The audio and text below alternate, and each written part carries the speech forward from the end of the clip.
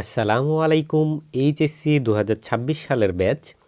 তোমরা যারা 2026 সালে এইচএসসি পরীক্ষা দিয়েছো, তোমরা 26 সালে অনার্সে ভর্তি হওয়ার জন্য তোমরা যারা ফর্ম তুলেছো, তোমাদের অনেক দিন থেকে তোমাদের ফর্ম পূরণ হচ্ছে এবং টাইম বাড়াতে আছে, এবং তোমাদের যে অ্যাডমিশন হওয়ার কথা, মানে অ্যাডমিশন পরীক্ষা হওয়ার কথা, তোমাদের অ্যাডমিশনও আস্তে আস্তে পিছিয়ে যাচ্ছে।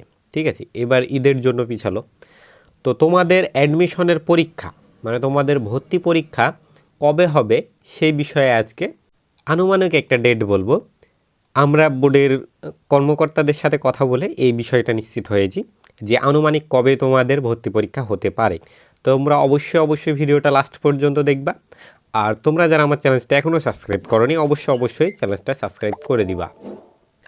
তোমরা যদি এখানে দেখো যে জাতীয় বিশ্ববিদ্যালয়ে 2025-26 শিক্ষাবর্ষে অনার্স সম্মান প্রথম বর্ষের ভর্তি আবেদনের সময় 22 ফেব্রুয়ারি 2026 তারিখে শেষ হয়েছে। ঠিক আছে, তারপরে ভর্তি পরীক্ষা সাধারণত আবেদনের 2-3 মাস পরে হয়। ঠিক আছে, তো অর্থাৎ 2026 সালে এপ্রিল বা মে মাসে অনুষ্ঠিত হওয়ার প্রবল সম্ভাবনা রয়েছে। তো এইটাই হচ্ছে তোমাদের ক্লিয়ারলি তথ্য, যে হচ্ছে তোমাদের যে ভর্তির যে আবেদন করার যে প্রক্রিয়াটা সেটা শেষ হয়েছে।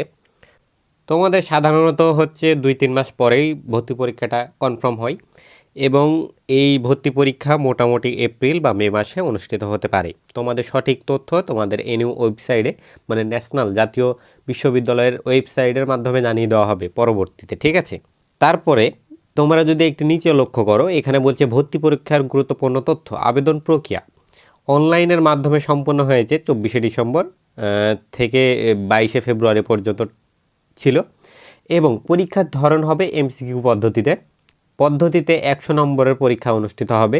হ্যাঁ, এটা তো তোমরা জানোই যে 100 নম্বরের এমসিকিউ পরীক্ষা অনুষ্ঠিত হবে, 1 ঘন্টা টাইম।